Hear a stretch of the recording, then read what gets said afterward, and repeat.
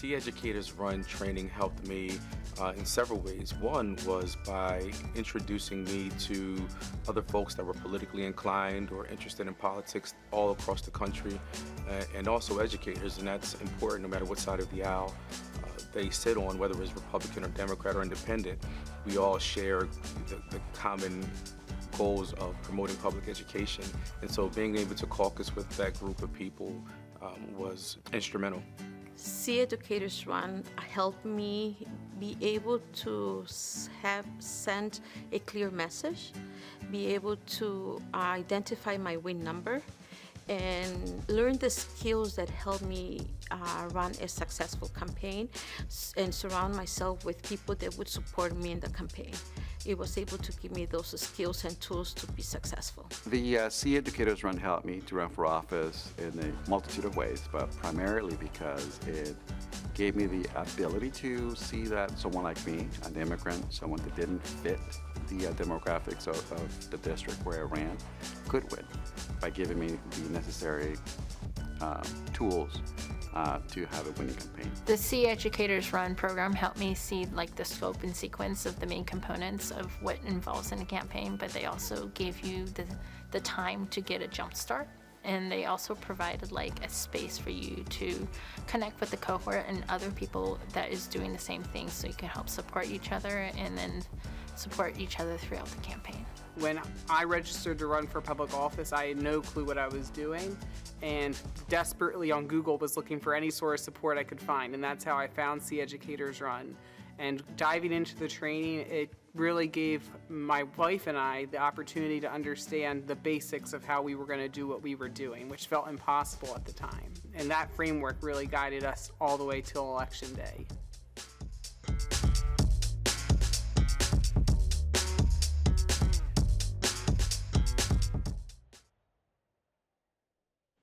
Please welcome back Mark Jewell and Gladys Marquez. Let's give it up for DJ Kemet. Whoa! Muy buenos días. Good morning, NEA. And welcome to the closing plenary of the 2025 NEA National Leadership Summit. Okay, so let's start this morning practicing our leadership skills. As a collective, you will need your printed program or your Summit app, okay? Turn to the third reflection page and look at prompt number 1. Write down one leadership goal. If you've already done it, that's fine, that's fine. Let's practice the skill of reflection and stillness. So take some time right now to write down that goal.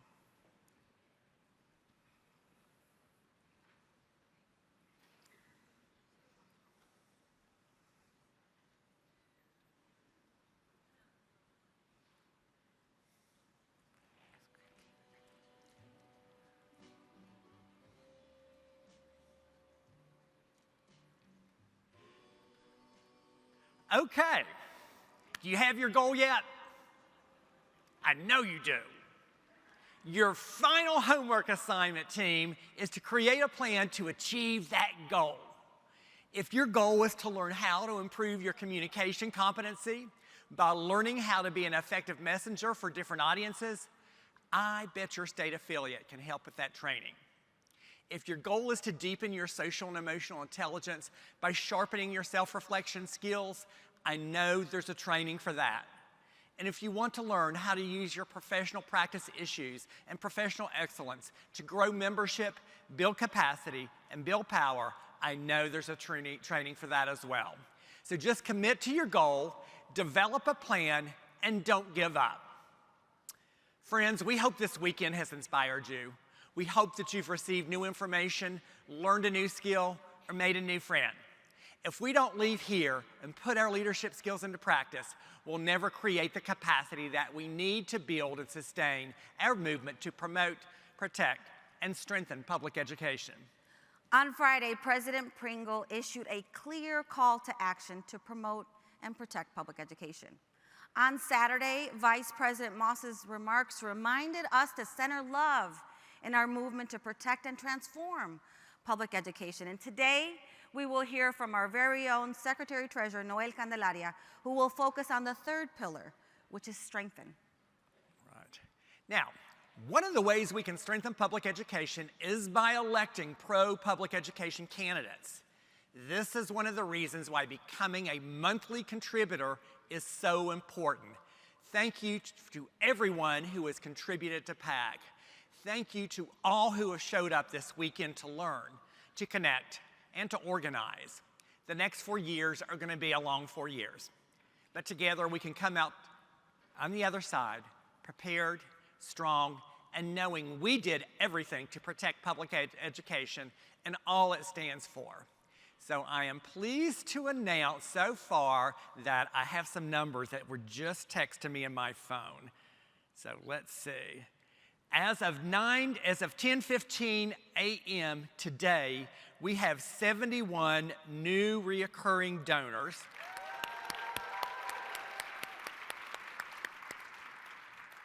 Giving $1,056 here at the conference, and over the course of the next year, that will be $12,672. We had 245 donors at the Leadership Summit, giving a total of $9,687. So thank you on behalf of NEA, NEA PAC, and the Campaigns and Elections team. So please scan the QR code on your camera function on your phone and sign up for your monthly contribution of $10 or more right now. And if you do, bring your emailed receipt to the PAC table and collect not one, but 2 items. Let me ask you this. Raise your hand if you give to PAC each month already. Whoa! Now, you can still give your favorite item and $40 in a one-time contribution. I also want to thank our premier sponsor, NEA Member Benefits. You can learn more, that's right, give it up for NEA Member Benefits. You can learn all about our sponsors by visiting the app. Finally, we want you to share your experience on social media and help us remind our colleagues of what we're doing here this weekend. And remember to use the hashtag EdLeaders and hashtag NEA Summit. It has been our pleasure to be here and serve you in this role. Absolutely. Muchas gracias, NEA. Help us welcome to the stage our colleague, Shannon Rasmussen.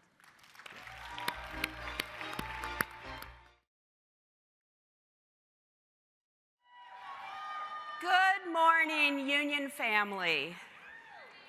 You know, I watched folks walk across the stage and dance their way across, and I thought maybe I should do that. And then I realized I'd look more like that Australian street dancer in the Olympics. I am Shannon Rasmussen, and my pronouns are she, her, and I am a mentor for new teachers in Washington State. And I am the president of the NCUEA, the voice of the local within NEA. And today I have the pleasure of introducing a person who has worked diligently to ensure that NEA's mission and vision are lived on a daily basis. So who comes to mind when I say tone at the top, or budget engagement, or strategic plan and budget, or even high school baseball in Bowie, Texas? Even if you didn't know who I was talking about, that I was talking about my friend, Noel Candelaria, the Secretary-Treasurer of the National Education Association, you probably figured it out because he's the only officer that hasn't yet spoken. Noel is a special education teacher who started his career as a teacher's aide in El Paso, Texas. The first-generation son of Mexican immigrants, Noel is deeply cognizant of the deplorable place many of our students and even our educators are in due to the horrific executive orders that have been issued from the current administration. He is a fierce advocate for strong, organized locals, workers' rights to ensure economic justice, and the transformative power of public education. Noel embodies the values of the National Education Association. Union siblings, my friend, Noel Candelaria, the Secretary-Treasurer of the NEA.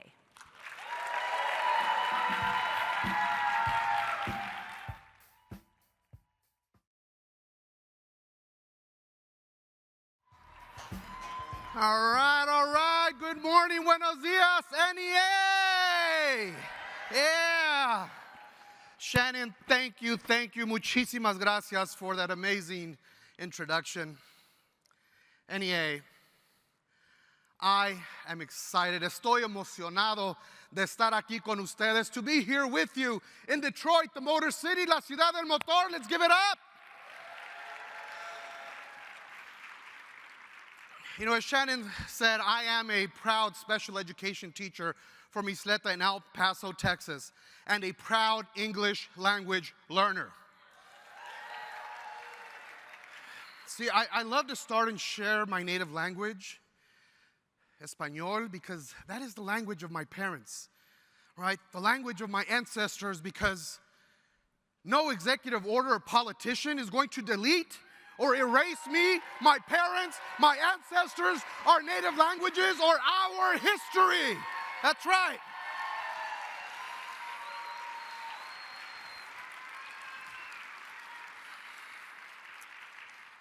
So I also want to begin with gratitude and deep gratitude this morning, because we have an amazing Summit Planning Design team. Let's give it up for the Summit Planning Design team.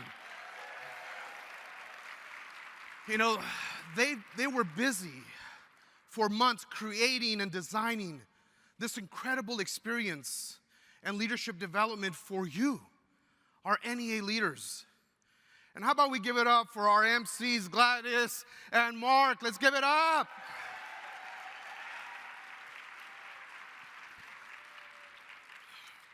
You know, from the very beginning, the NEA Leadership Summit was designed to revolutionize and not only how we learn, but how we grow, how we innovate and learn, not just in our classrooms, but in our schools and our communities.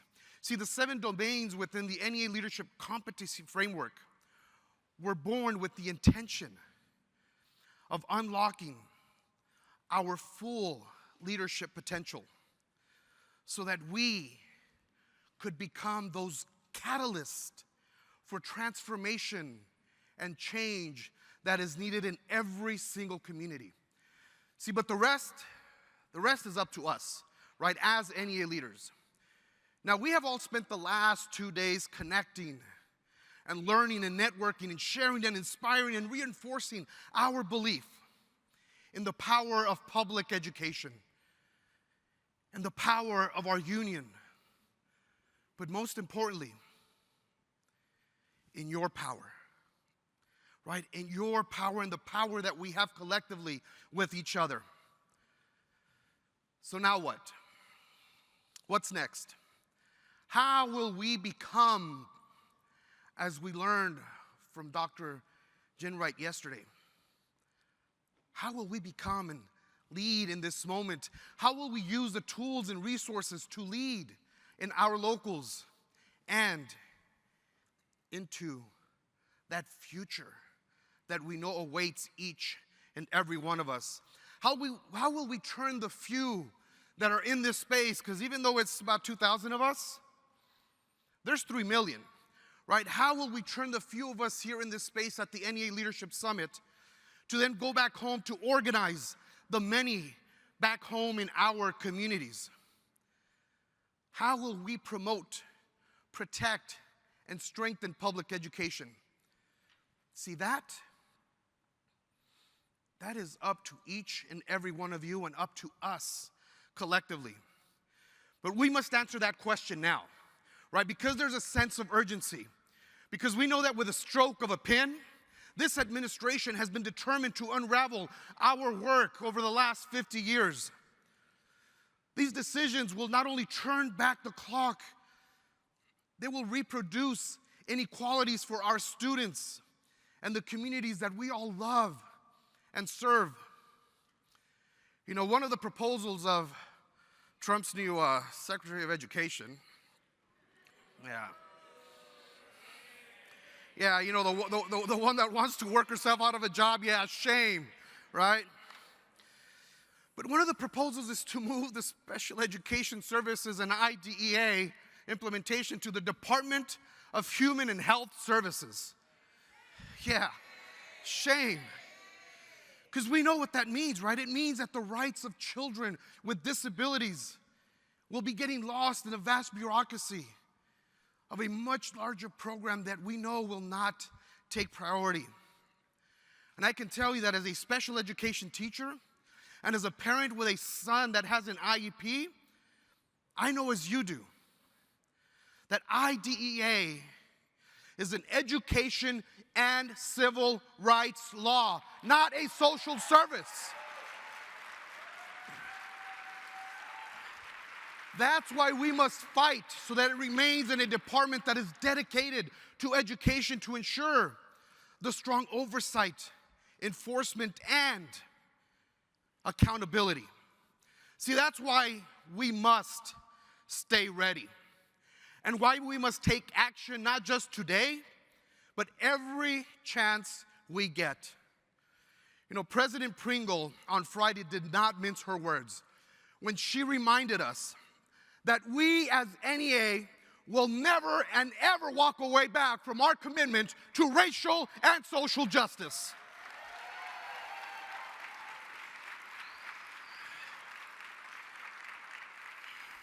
So, we've gotten used to the QR codes, right? You've seen these QR codes over the weekend, and you've become familiar with them. So if you haven't already, take out your phone, right? Scan the QR codes, because I want you to take action by writing your members of Congress and tell them that you will not stand for these destructive actions to the U.S. Department of Education. But better yet, don't just scan the QR code. Take it back with you so that you can organize an email writing or calling party back at your work site when you return to your locals this coming week. Or even better than that, organize a group of your colleagues, maybe parents and friends and neighbors, to go to the offices of all of the members of Congress, including your senators, and let them know in person. Because one thing that I learned a long time ago, as they say, it's easy to ignore a call, it's easy to delete a message, but you can't get rid of a body. Well, I mean, some places you can, but remember, I am from El Paso, right on the border with Ciudad Juarez, so New Jersey, I see you, I see you.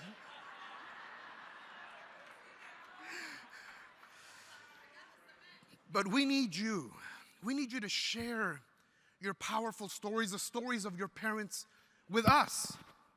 We need you to share those stories with us as NEA of how these ridiculous executive orders are impacting not only you, but your students in real time. What is that real harm that is being created? This QR code is where you can then tell us. Share with us as NEA in real time whether ICE is raiding and terrorizing our students in your communities, or your district is now suddenly scrambling to figure out how they will continue a vital program for our most marginalized students because DOGE took the chainsaw to a specific program.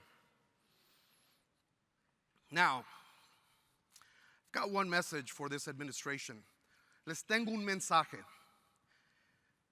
When you come for our students, cuando vengas por nuestros estudiantes, and when you come for our educators, cuando vengas por nuestros educadores, vendremos por ti. We will come for you.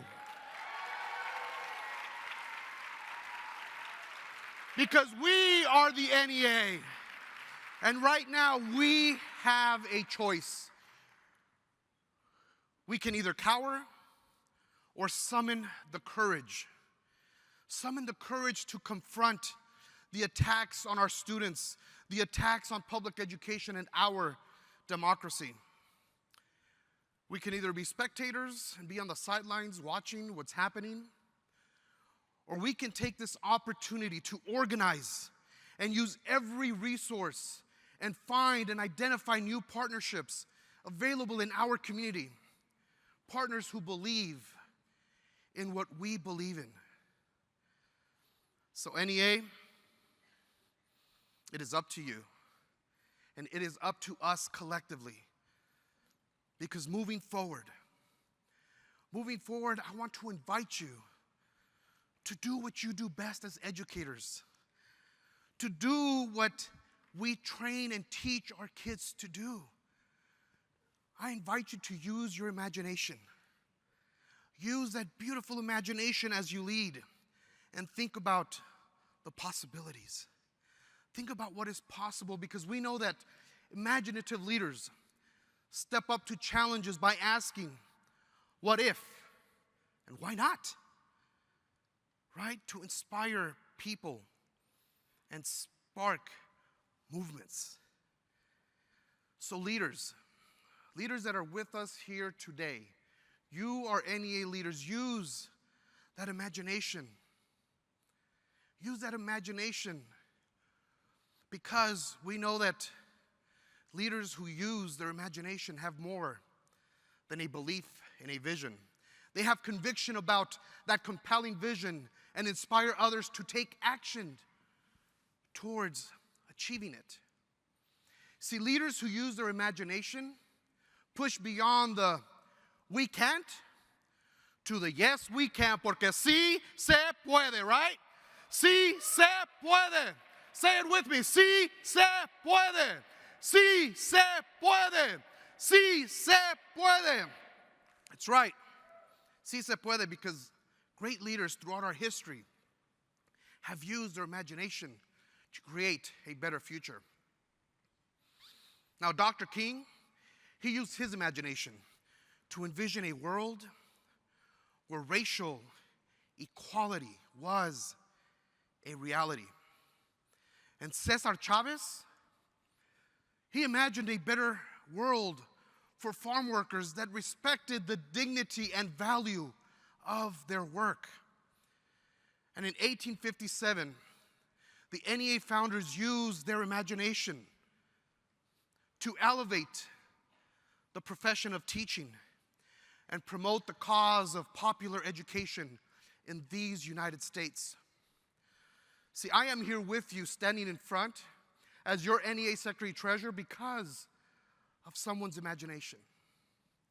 See, some of you heard earlier that I am the first generation son of Mexican immigrants, Roberto and Graciela, who imagined the possibility of a great public education and the American dream for their children when they came across El Rio Bravo, as it's known down in Mexico.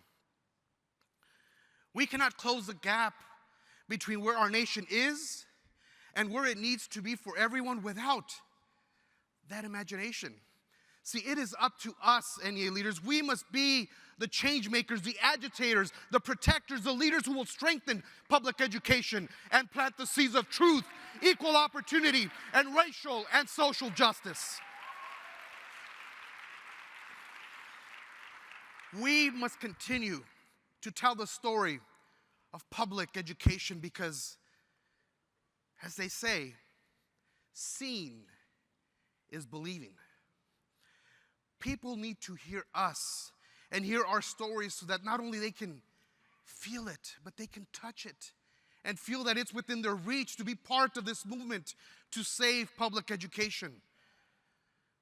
See, we have a great power as educators. We are the most trusted voice in every community. So whether you're in the grocery stores, at a town hall, maybe your school board meeting, or you're at your state legislature, we must take our message and make it public. Because I know one thing my faith has taught me is not to hide my light under a bushel, right?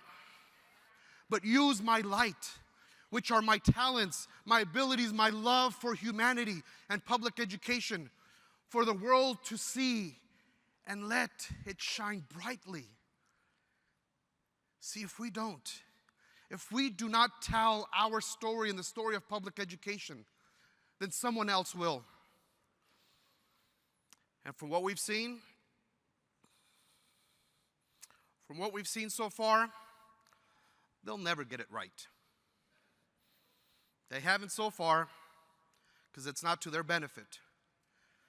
But the story of public education begins and ends with each and every one of you and the students we carry with us in everything that we do. So now it's fitting that we are here in beautiful Detroit, Michigan. As we learned from my brother Brett, right, the vice president of Michigan on Friday, this city knows all about strength, resilience, and grit. Detroit went from being the economic envy of the world to a shrinking city. And now Detroit is back on the rise again. Yeah.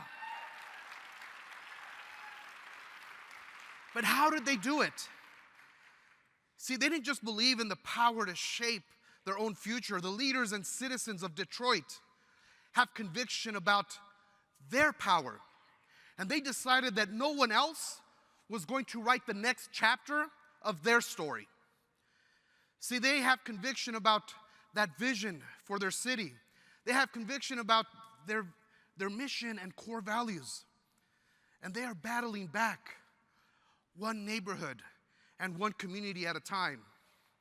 See, we as the NEA have the same power and strength to show that resilience and write our own story. That story, one student, one educator, one school, one community, and one local at a time. See, we can begin by joining us at our next town hall scheduled for March 13th at 8 p.m. Eastern, right? If you don't know about it already,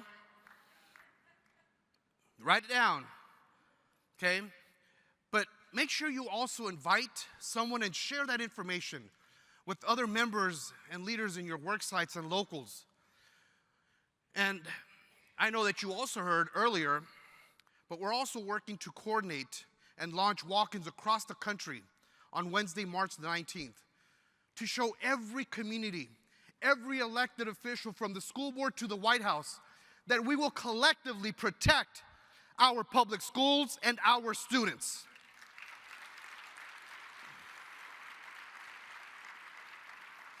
So over the next few days, you'll receive more information because we know that the time to take action is now. Our students are depending on us because we know that the next 4 years will continue to be messy and unpredictable. There's no doubt about that. But as President Pringle has said time and time again, unions, but most importantly, we as NEA exist for moments just like this. So let's continue to use our imagination, centered, Princess, centered in love. Yes, right? Let's continue to use that imagination that is centered in love as we learned from our amazing Vice President, Princess Moss, to lead with conviction, to promote, protect, and strengthen public education. Because I truly believe que juntos podemos cambiar el mundo. Together we can change the world. Un mundo justo, racialmente, socialmente y equitativo para todo. A world that is racially, socially just, and equitable for all. Thank you, NEA. Muchísimas gracias.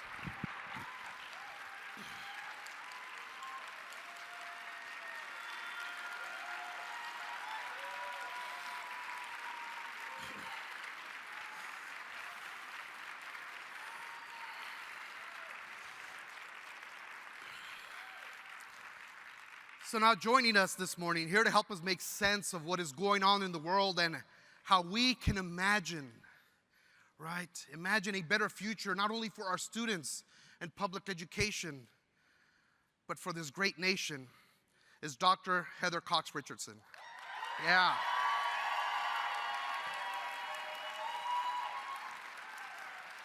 Now, you all know that Dr. Heather Cox Richardson is a professor of history at Boston College and an expert on American political and economic history.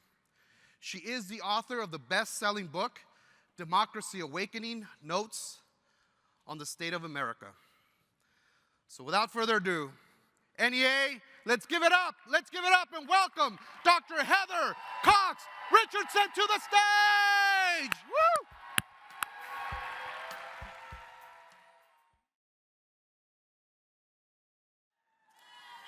Hey there. Hey, no. This is about you today. This is entirely about you today. And I want to thank you for having me here. There is no place that I want to be other than talking to educators in this moment. So thank you very much for having me here, and I'm thrilled to be here. I wanted to come here. And actually, I've not been doing a lot of talks. You might have noticed things are a little bit busy on the home front these days. But I always say yes to educators. And the reason for that is because you are on the front lines of what we are doing in this country. And you always have been, because schools are the lifeblood of democracy. When you think about it,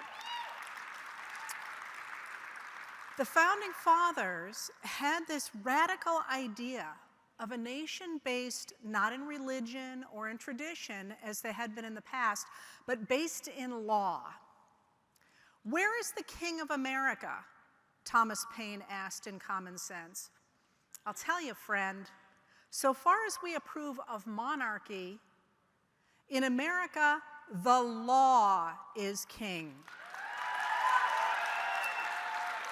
For, as in absolute governments, the king is law, so in free countries, the law ought to be king, and there ought to be no other.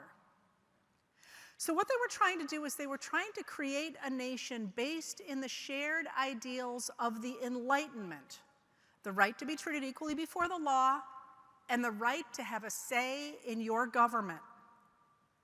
We hold these truths to be self-evident, that all men are created equal, that they are endowed by their Creator with certain unalienable rights, that among these are life, liberty, and the pursuit of happiness, that to secure these rights, governments are instituted among men, deriving their just powers from the consent of the governed.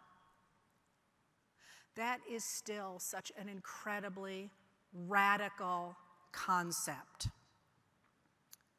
But there is, I would argue, a central contradiction in democracy. Because that idea of being able to vote for the people whom you want to have in office depends on people being able to recognize their own interests. And one of the things that Thomas Jefferson says early on is that we must have public education so that people can recognize their own interests. The North, of course, does this much more effectively than Jefferson's South. But education in the United States of America becomes a key marker of being able to participate in the body politic, right? So if you think, for example, about the Nat Turner Rebellion of 1831, what is the first thing that Virginia legislators do after that uprising? They make it illegal to teach enslaved Americans how to read and write. That idea that you must be able to recognize your interests, to be educated in order to participate in the body politic, becomes central to our understanding of America during the Civil War. So when people like Abraham Lincoln and the Republican Party begin to use the government of the people, by the people, and for the people in order to make it responsive to ordinary Americans rather than simply to the elite enslavers who dominated it before the Civil War, what's one of the first things they do? First of all, they give us the Department of Agriculture. And now you're like, why is she talking about the Department of Agriculture? Because the Department of Agriculture provided information for farmers whose fathers could not hand down seeds and farming techniques to them. What's the next thing they do? the land-grant colleges, making it possible for ordinary boys at that point, whose fathers were not wealthy enough to send them to elite colleges, to have access to higher education. During the war, that drive for public education becomes very clear with the Port Royal experiment in South Carolina. That Port Royal experiment, when the federal government began to work with teachers to help formerly enslaved people transfer into a free labor economy, what is the first thing they learned that formerly enslaved people wanted? They wanted education.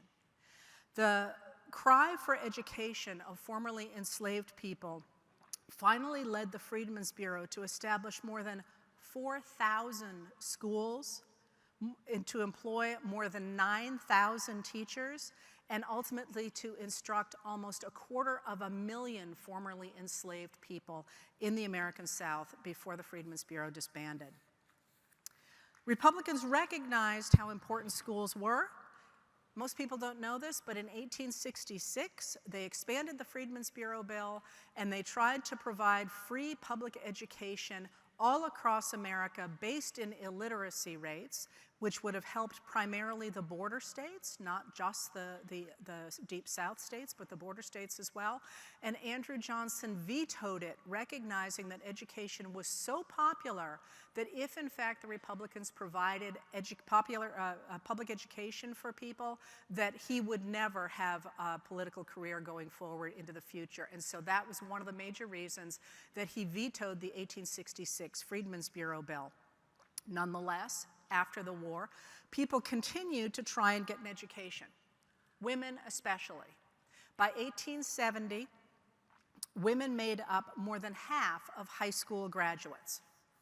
That push for public education as central to the body politic really takes off after World War II.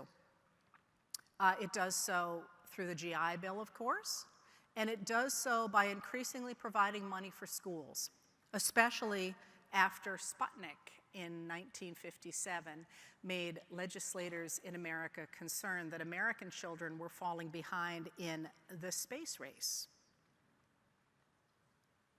That idea of that satellite beeping over our heads while America couldn't react to it really hit legislators hard, and they recognized that they had to really get on board behind public education. But that idea of public education and the idea of propping up the body politic by guaranteeing that individuals who lived in the United States understood how to think, how to recognize their own interests, how to participate, how to recognize the changes around us and to react to them, ran into a problem after World War II. And that problem was racism and the sexism that era is going to highlight as the expansion of what we know as the liberal consensus takes over the mindset of America. So after the Brown versus Board of Education decision of 1954, the decision that in which the Supreme Court declares that segregation is unconstitutional, people who had previously been behind the idea of public education begin to back away from it. And this is part of a political project as well, of course, but the Brown v. Board of Education decision is about the schools. It starts being about the schools, this backlash. But it's not just Brown v. Board. It is also the idea of the Supreme Court pushing a couple of decisions in 1962 and 1963 that prohibit prayer in schools. What that does is it brings together the racists, the former Dixiecrats, and those religious traditionalists in the American South who really dislike the idea, especially of women becoming part of the body politic, to join together. And as they join together, what's first in their line of sight for changing in the post-World War II years? Public schools. We get the idea that schools are failing, which is, as you know, a constructed concept, because they are bastions of liberalism. Think about it. In the 1850s, Superman had posters up in American schools one of my favorite posters in American history, right up there with the Lusitania poster, in which Superman says, and I quote, "Remember, boys and girls, your school, like our country, is made up of Americans of many different races, religions, and national origins. So if you hear anybody talk against a schoolmate or anyone else because of his religion, race, or national origin, don't wait. Tell him that kind of talk is un-American." And yet, in 1979, under President Jimmy Carter, Congress established the Department of Education. It formed in May of 1980.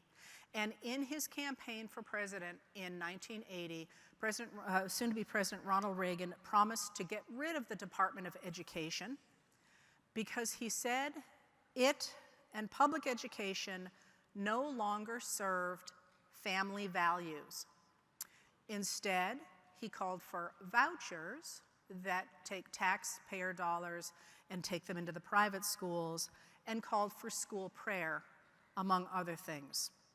He also put a stamp of approval on the segregation academies that had risen after Brown v. Board.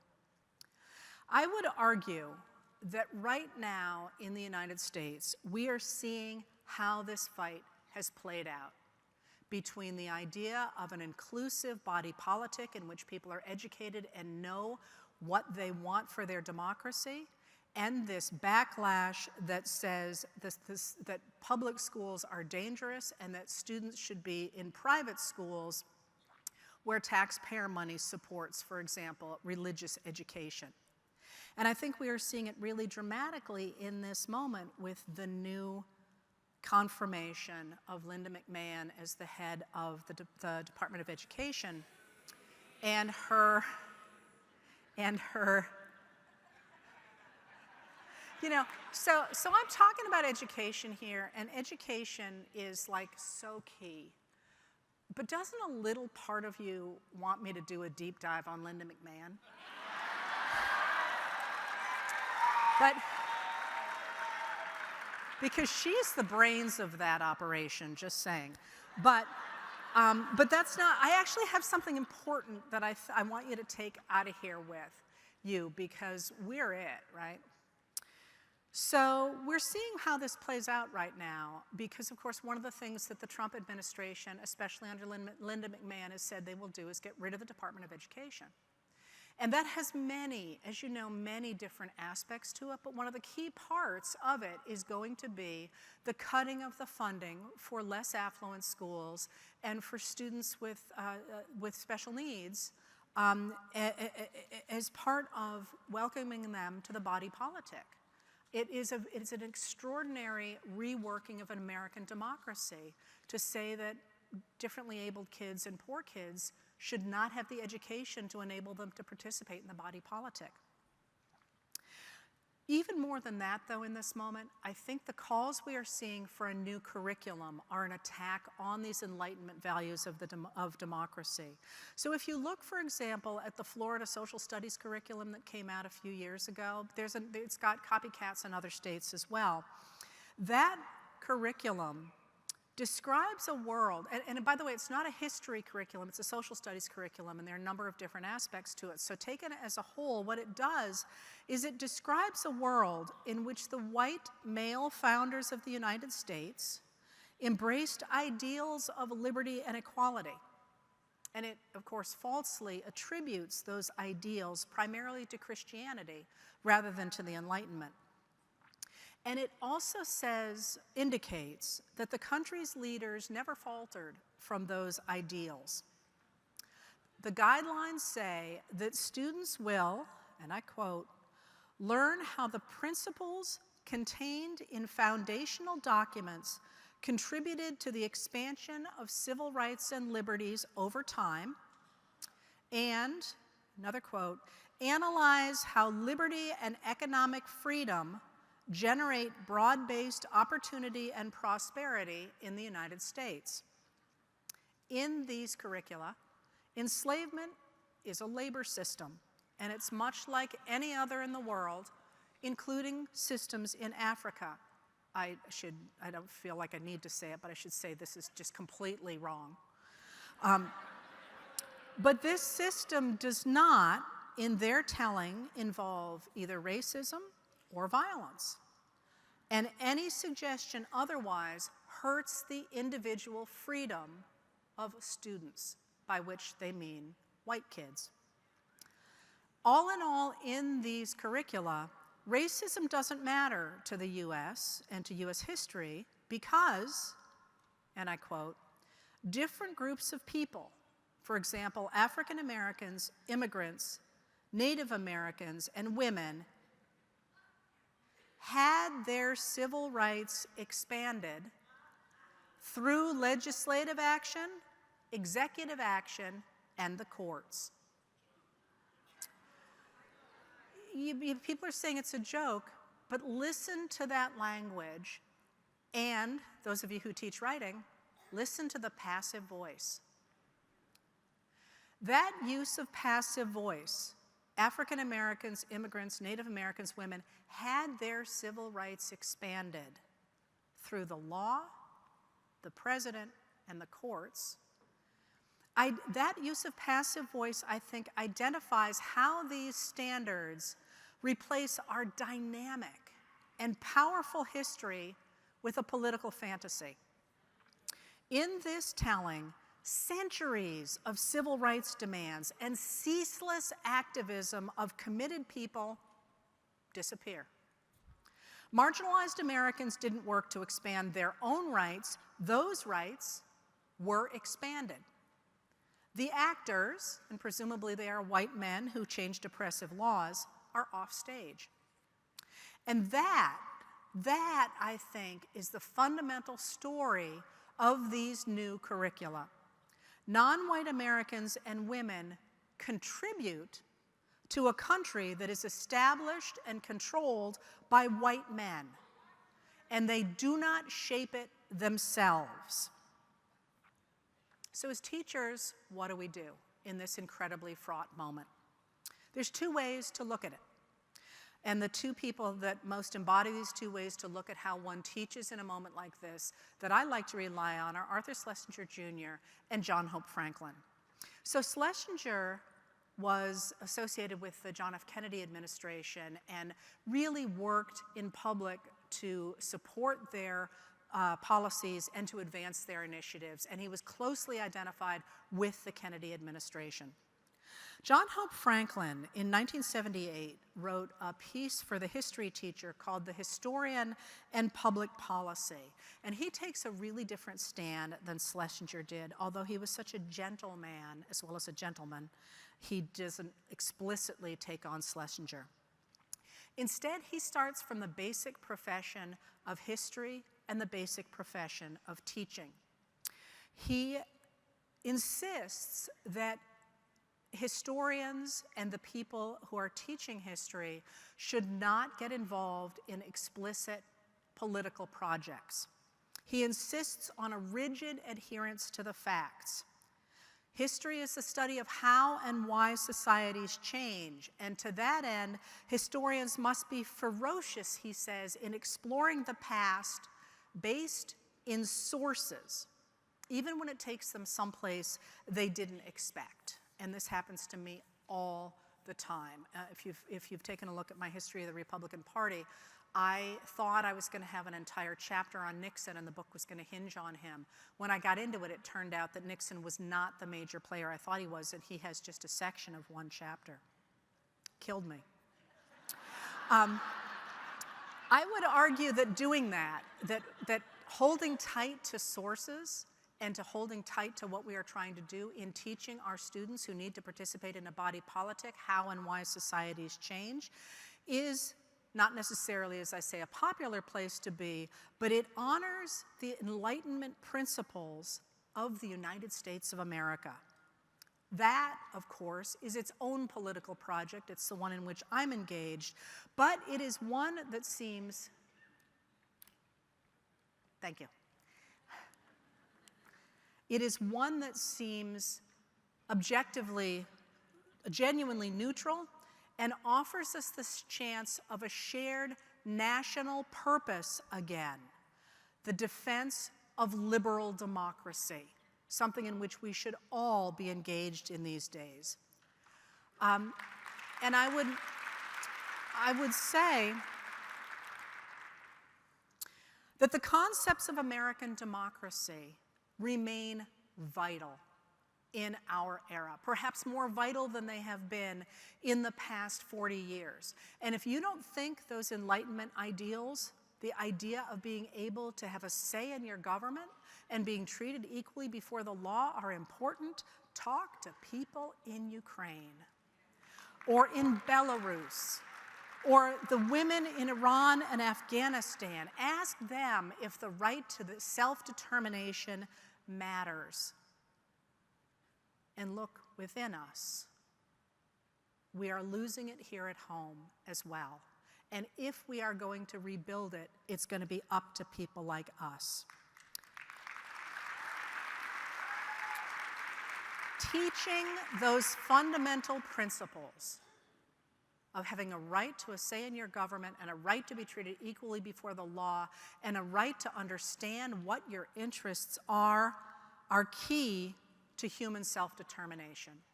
And those principles, that idea that we get to choose our future, depend on the Enlightenment values of inquiry and critical thinking, what we teach. In a classroom, then, what do we do? I would argue that in a time when so many of you, us, are facing criticism for anything we do, focusing on the skills necessary to discover information, to make sure that you are correctly informed about what's happening around you, are crucial. The ideas of evidence, the ability to write, logic, and, crucially, the idea that individuals have agency, that we can change the future, is key to what we do in the classroom. We must demonstrate that historical actors, including our students, have agency. People always do things. They don't just happen. And students also must learn how to acquire knowledge, how to know what is in their best interests and how those interests intersect with the body politic, how to put order into the world around them, how to understand the world around them, as well as how to share their understandings with other people. The American project of creating a nation based in the idea that individuals get to choose the government under which they live remains an extraordinarily vital enterprise. It's one that is literally going to mean life and death, not only for people around the world, but people here in the United States in the months and years to come. And it is one that I think speaks profoundly to the human destiny. The idea that we get to choose what our future is, to me, is a profound statement about human self-determination, which is, in the end, to me, the ultimate human project. We get to create our own future. The last election in the United States of America, we know as political scientists, was determined by people who were misinformed about what they were voting for. We know that the people who voted overwhelmingly for an administration that they now are unhappy with misunderstood what that administration was going to do. This is America's vital project going forward, making sure that our citizens are informed and able to make good decisions about the government under which they live. The reason I'm here, and the reason that teachers are on the front lines, which is why I'm here, is because it is in the hands of teachers that the future of American democracy rests. and I thank you so much for all that you are doing.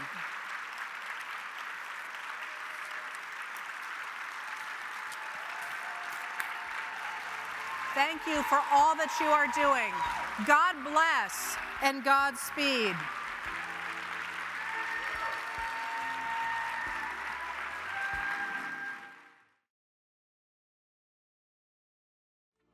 All right, NEA, let's give it up. Let's give it up for Dr. Richardson. Now, I want to welcome back to the stage our Vice President, Princess Moss. Come on, Princess. So, as Princess is coming to the stage, and yes, we do have some more money to give away. Yeah.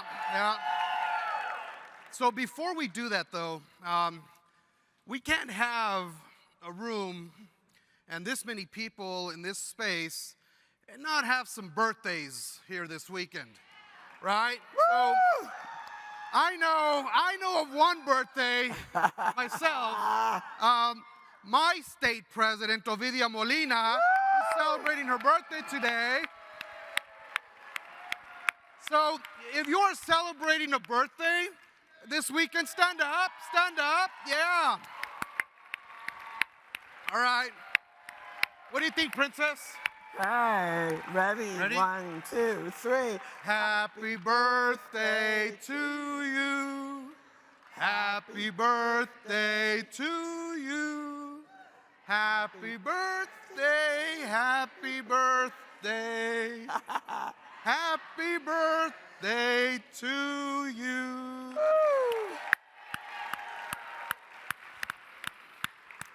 Oh, wow, that was so totally awesome. Thank you, Noel, and thank you for that fabulous session. And NEA, thank you for a fabulous leadership summit. Yeah. Give yourselves a round of applause. So today, I am sure that you're recognizing that one of our officer team, President Pringle, is not here.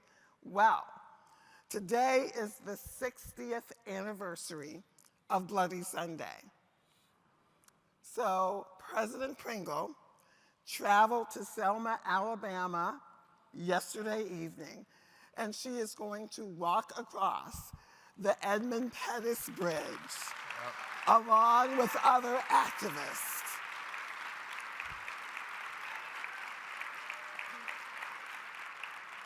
And with her presence, with her voice, she is going to ensure that the voices of educators from all around this country are heard, especially in this moment.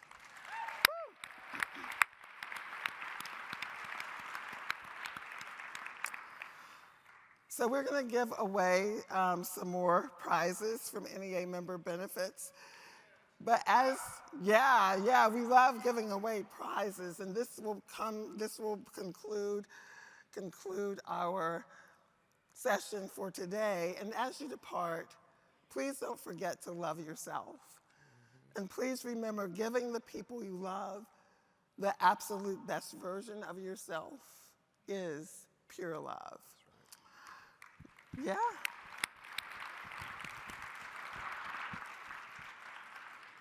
I want to thank NEA Member Benefits for their generous support of the summit. We could not do this without NEA Member Benefits. We couldn't. Give it a round of applause. So here we go. Here we go, Noel. All right. The following member will receive how much? $500. Woo! All right, so it's Kelly Stevenson from the Florida Education Association. All right, there she is back there. Woo! All right. Awesome. We will make sure, Kelly, that you get that. Now, as we get ready to have DJ Kermit close us out, as we get ready, there are other people, additional people, that we need to thank. And I know Noel and the team thanked the Summit Design team. There is, yeah, you can give them a round of applause. There is an amazing group of people who work with the Summit Design team who made this experience seem so easy, but it's not. If you knew all of the things that we did to make this incredible experience for you, you would see that we have an incredible group of staff members. Corey Wofford leading the way. Come up here. Give it up for Corey. And Corey, I don't know if other team members are here, but they can certainly come up. Jessica Brinkley, Jessica, come on up. Yeah. Woo! All our amazing staff all around the room. Yes. And throughout. Yes. Angel, yeah. So on behalf of all of us, thank you, and please thank the rest of the staff that have made this such an incredible experience. Yeah. Yeah. And with that, with so much gratitude for all of you, safe travels home. DJ Kermit, take us home. All right. Woo! Yeah.